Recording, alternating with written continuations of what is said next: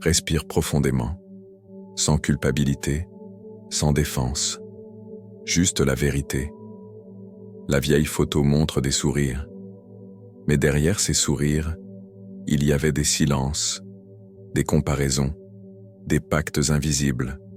Ce que nous appelons famille est aussi un champ psychique, avec des forces conscientes et des forces souterraines. Jung appelait cela des complexes, des constellations émotionnelles qui nous déplacent sans demander la permission. C'est en elles que tant de liens se relâchent avec le temps. L'enfance en commun est un mythe, même maison, même table, les mêmes parents. Et pourtant, des enfances différentes, l'aîné porte les attentes, le benjamin reçoit l'indulgence, l'enfant du milieu apprend à disputer des miettes d'attention. Les parents du premier enfant ne sont plus les mêmes.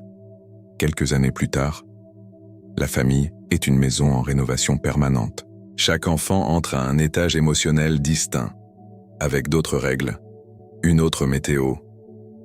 C'est pourquoi tu te souviens de la rigueur, et ton frère se souvient de la chaleur. Et vous avez tous les deux raison. Quand les adultes se retrouvent, des versions inconciliables reviennent à la table. Ce n'est pas mensonge. C'est une perspective façonnée par la position fraternelle. Et cette lentille continue d'agir à l'âge adulte sans que l'on s'en rende compte. La compétition invisible pour l'amour commence comme survie et devient ensuite une manière de voir le monde. Chaque regard de la mère, chaque éloge du père est pesé en silence. L'âme de l'enfant mesure les secondes en plus dans le baiser du soir, enregistre le sourire offert à l'autre, transforme des nuances en croyances profondes sur la valeur et l'appartenance. Naît alors la comptabilité affective, crédit, débit, ressentiment. Le préféré obtient licence pour se tromper. L'oublié doit s'expliquer tout le temps.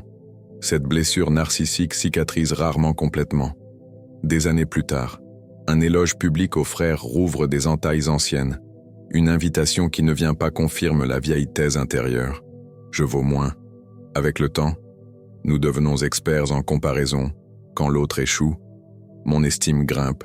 Quand l'autre avance, quelque chose s'effondre ici-dedans. Toxique, silencieux, presque imperceptible même pour celui qui le ressent. Grandir, c'est se différencier. S'individuer, c'est devenir qui l'on est, souvent au prix d'un éloignement des attentes du clan familial. L'un poursuit les études, l'autre choisit le métier. L'une se marie tôt, l'autre décide de ne pas se marier. Les choix deviennent des jugements implicites. Ma route, juste, fait paraître la tienne, fausse. Le succès de l'un reflète le non-dit de l'autre. Aimer correctement demande parfois de la distance. Quitter la maison géographiquement ou émotionnellement pour respirer sans scénario hérité. De l'extérieur, cela ressemble à une trahison. De l'intérieur, c'est de l'autopréservation. Refuser l'entreprise familiale. Ne pas avoir d'enfants. Changer de croyance. Rompre les lois silencieuses coûte des étiquettes, de la froideur, une exclusion feutrée. Les codes non écrits se transmettent par des regards, des soupirs, des silences. Celui qui les brise paye le prix de sa propre liberté. Ce que je nie en moi, je le vois en toi, et je le condamne. Le discipliné voit chez le frère libre sa spontanéité réprimée et l'appelle chaos. La responsable voit chez la sœur légère sa liberté perdue et l'appelle immaturité. Nos décisions deviennent des critiques muettes des choix des autres. Si j'ai des enfants, je réprouve celui qui n'en a pas. Si je voyage, je dédaigne celui qui reste. Des jugements implicites empoisonnent le lien, sans prononcer un mot. La première expérience d'injustice naît souvent à la maison et calibre notre balance pour le reste de la vie. L'héritage devient un champ symbolique où d'anciennes dettes cherchent à se régler. Ce ne sont pas les biens, c'est le message derrière le partage. Qui a reçu quoi? Et pourquoi? Les parents ont des préférences inconscientes, même quand ils jurent que non. Les enfants perçoivent cela avec une précision sismique. Le préféré reçoit de l'indulgence pour ses erreurs. La négligée lutte le double pour la moitié de la reconnaissance. Ces marques s'inscrivent et réapparaissent dans les liens adultes. Si tu as décidé de guérir, tu as déjà avancé d'un pas, car celui qui a été négligé réagit au moindre signe de rejet. Celui qui a été favorisé peine à encaisser la critique. La douleur de l'exclusion ne disparaît pas, elle devient une demande éternelle de validation. Un commentaire élogieux aux frères rouvre des fissures anciennes. Une invitation qui n'arrive pas ressemble à une sentence. On cherche une justice rétroactive pour une enfance qui n'a jamais été équitable. Mais ce compte ne se ferme pas, car il n'existe que dans la perception de l'enfant blessé qui nous habite. Il y a ceux qui choisissent la solitude pour se protéger, non par indifférence, mais par instinct de conservation. L'indépendance devient une forteresse contre de nouvelles blessures. Quand chaque contact rallume la douleur, s'éloigner est une forme de santé. Jung le savait. Parfois le recul est la réponse la plus saine aux dynamiques toxiques. Pour certains, rompre est une libération. L'absence fait moins mal que le rejet répété. Ainsi, l'identité respire au-delà des rôles qui nous furent assignés. La paix intérieure a un prix, dans certains cas, moindre que le coût de maintenir des liens qui rendent malades. Les idéalisations non tenues finissent aussi par faire payer. Nous fantasmons des frères protecteurs, des confidentes parfaites, des amours inconditionnels, et nous punissons l'autre pour des promesses qu'il n'a jamais faites. Les frères deviennent des parents de substitution, sommés de combler des vides qui ne leur appartiennent pas. La déception devient condamnation. Le protecteur qui n'est pas venu devient échec. La confidente qui n'a pas été devient froideur. La fin des illusions fait mal, mais libère. Ce n'est qu'en cessant d'exiger l'impossible que nous voyons qui est vraiment l'autre. L'acceptation n'est pas absence de limite. C'est une attente réaliste. C'est cesser de faire payer au présent les dettes du passé. Le temps fait sa part, et il est impitoyable. La vie adulte apporte obligation, distance, carrière, nouvelle famille. Nous repoussons l'essentiel au nom de l'urgent. L'appel est remis à plus tard, la visite à une autre occasion, la conversation à quand on pourra. Des années de silence naissent de petits ajournements, ce plus tard qui ne vient jamais. La négligence est souvent inconsciente. Les mois passent et la connexion s'amincit. Certaines paroles ne pourront plus être dites. Certains gestes n'auront plus de scène. Le temps ne pardonne pas les intentions. Il ne reconnaît que les actes. Prendre conscience de l'éphémère peut paralyser ou réveiller. Toutes les relations ne seront pas réparées. Toutes les fractures ne cicatrisent pas. La sagesse, parfois, c'est accepter l'immutabilité et continuer entier. La réconciliation avec la réalité est un acte d'amour de soi. Elle libère de la tyrannie des attentes irréalisables. Elle permet de vivre en paix avec sa propre histoire. Les liens fraternels ne sont pas automatiquement sacrés ni éternels, ils obéissent aux mêmes lois psychologiques que tout lien humain.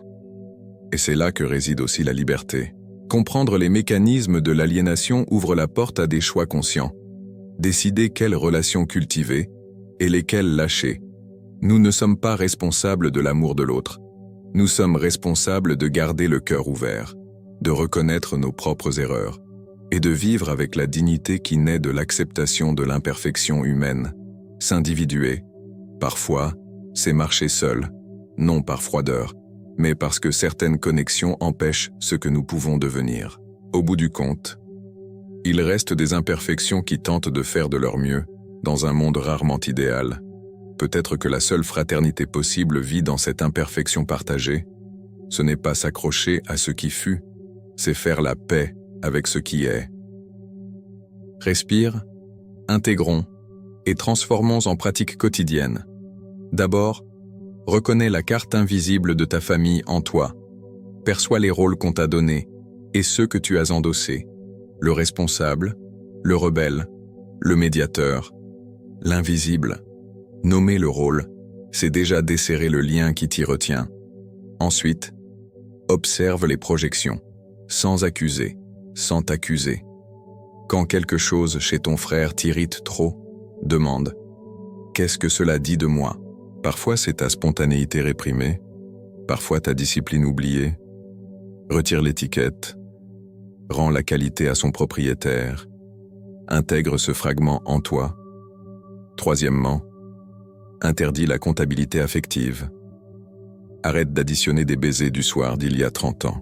Cesse de facturer des intérêts émotionnels sur des dettes que personne ne peut payer. Remplace « pourquoi je n'ai pas reçu » par « comment je peux prendre soin de moi maintenant ». Quatrièmement, pratique la conversation possible, pas la conversation parfaite. Fixe une rencontre courte, avec ordre du jour simple et durée définie.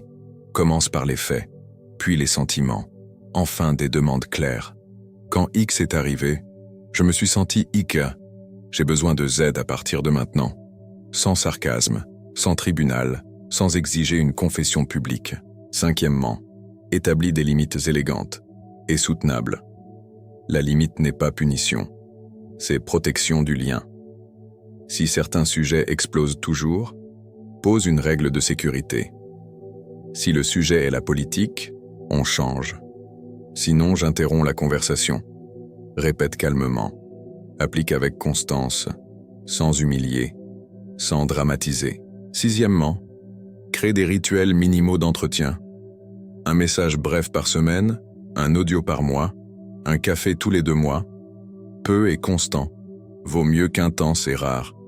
Des liens déshydratés se reconstruisent par gouttes, pas par crues. Septièmement, utilise des techniques de réconciliation silencieuse. La lettre qui ne sera pas envoyée, écris ce qui a blessé, ce qui est resté, ce que tu assumes. La ligne du temps reconnaît des jalons de douleur et des jalons de soins des 2 côtés. L'inventaire des dettes invisibles, liste ce que tu réclames et décide ce que tu vas pardonner. Huitièmement, accepte des issues différentes. Certains frères reviennent, d'autres restent en bordure, d'autres s'éloignent pour de bon. Chacune de ces fins peut être digne s'il y a respect et vérité, coexistence saine ou distance saine. Ce sont 2 formes de paix. Neuvièmement, honore ce qui a été possible, sans idéaliser, sans diaboliser. La vieille photo garde de la lumière et garde de l'ombre. Tu peux remercier la lumière et remettre l'ombre à sa juste place. La gratitude n'annule pas la limite. La limite n'annule pas la gratitude. Dixièmement, poursuis l'individuation. Comme l'a enseigné Jung. Devenir qui tu es.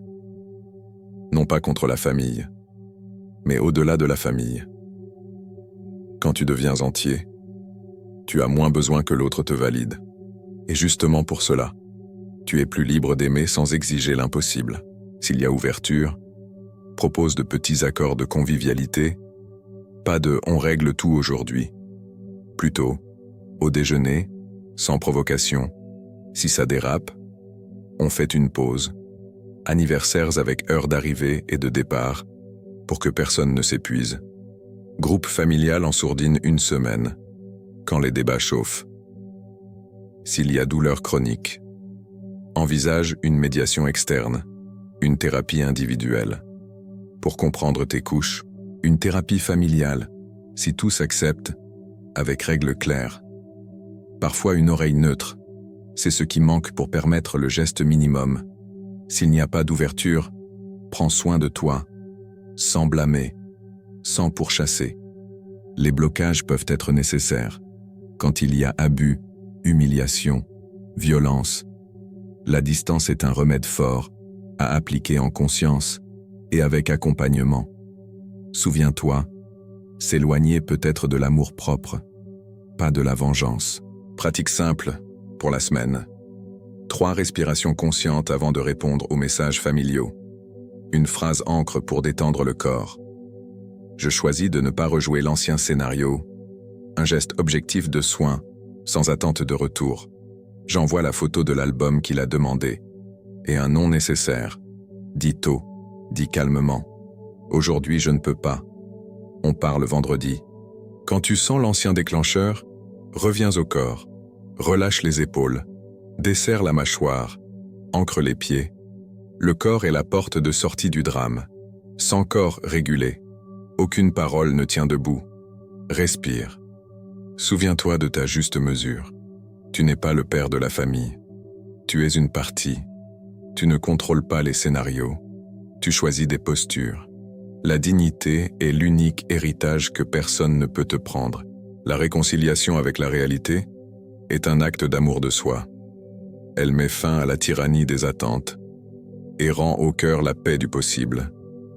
Certaines histoires n'auront pas d'étreinte finale, mais peuvent avoir un signe honnête. Si ce thème a touché quelque chose en toi, prends soin de toi aujourd'hui. Un peu. Bois de l'eau. Dors mieux. Écris 3 lignes. Fais une courte promenade. Les petits gestes soutiennent les grandes virées. C'est ainsi qu'on réécrit le destin. Une micro-décision à la fois. Respire encore une fois. Reviens à l'intérieur et laisse la vérité venir sans bruit.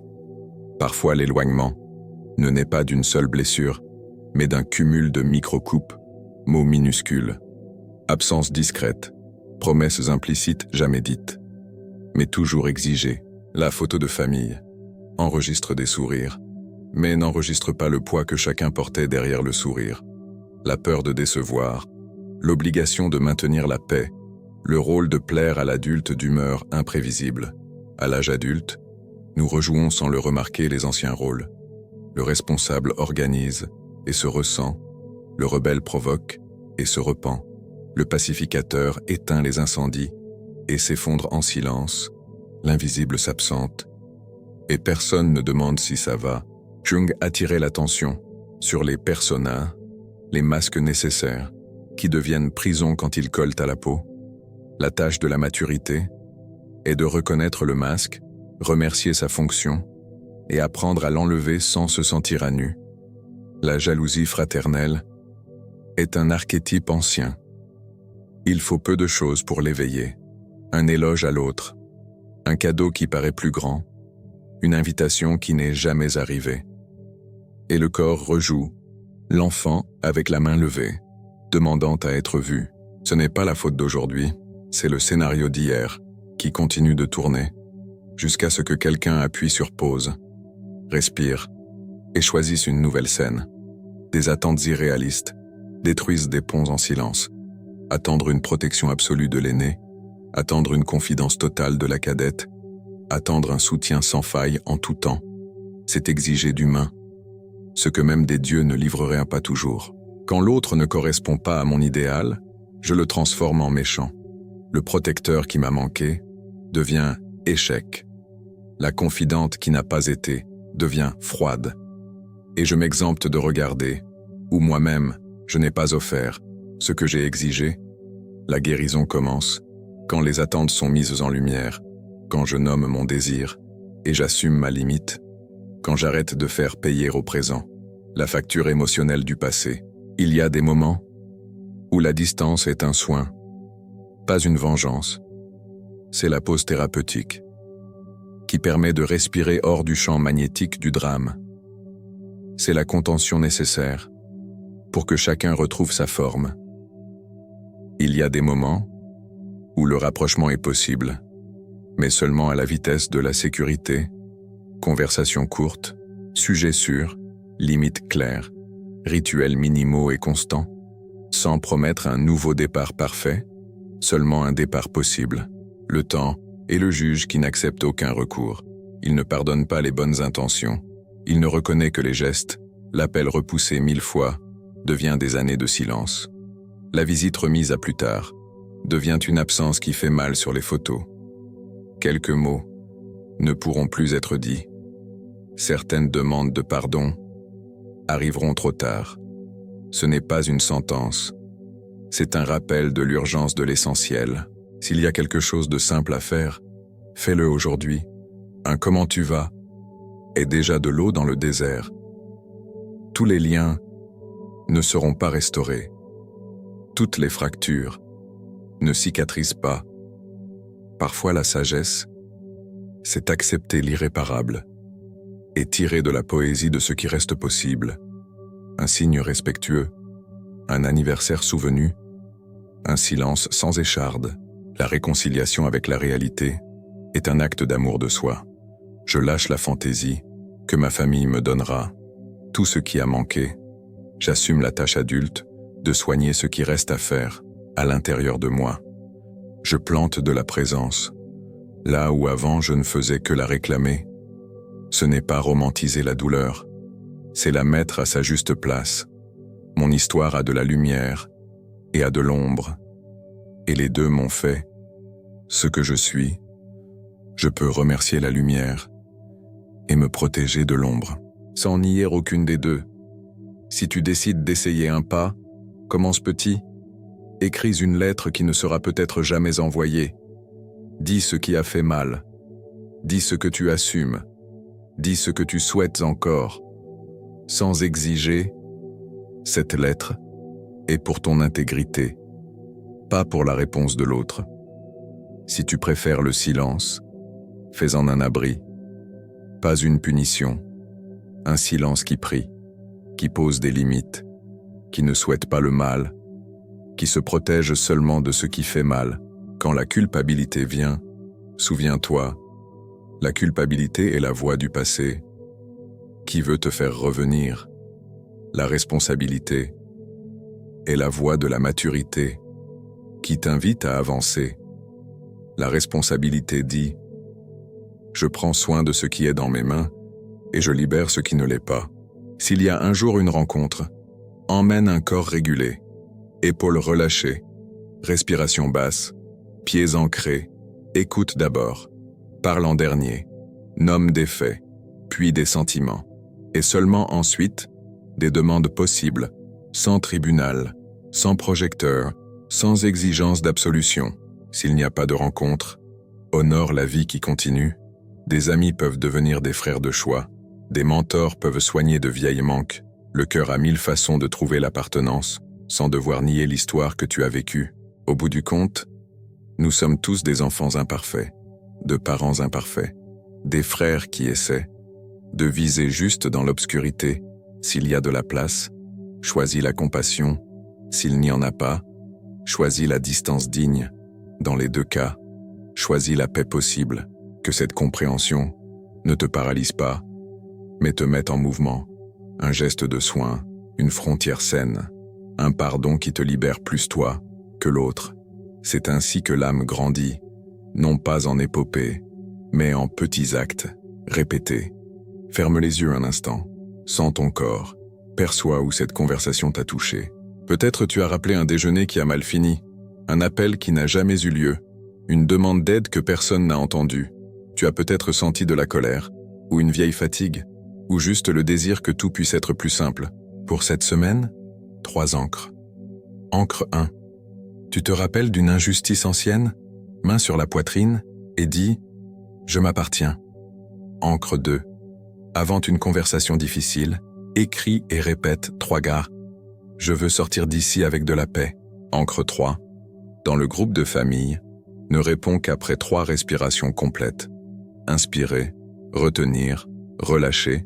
Si quelque chose t'a touché, commente « Je choisis la paix possible » ou « Je ne rejoue pas le scénario » ou « Je prends soin de moi » sans accuser personne. Quand tu écris, tu ancres. Quand tu ancres, tu pratiques. Quand tu pratiques, tu changes. Un message simple. Je pense à toi. Un nom dit tôt et calmement. Aujourd'hui, je ne peux pas. Un soin discret pour toi. Un verre d'eau. 5 minutes de marche.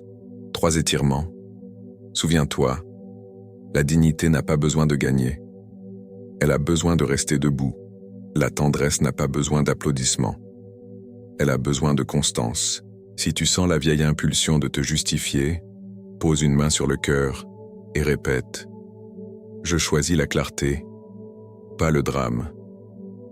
Si l'on te dit que tu es froid, réponds en acte, cœur ouvert, porte fermée quand c'est nécessaire. Et si tu veux continuer ce chemin avec nous, laisse un signe, partage à quelqu'un qui en a besoin, et rappelle-toi, un geste à la fois. C'est ainsi que la paix devient habitude.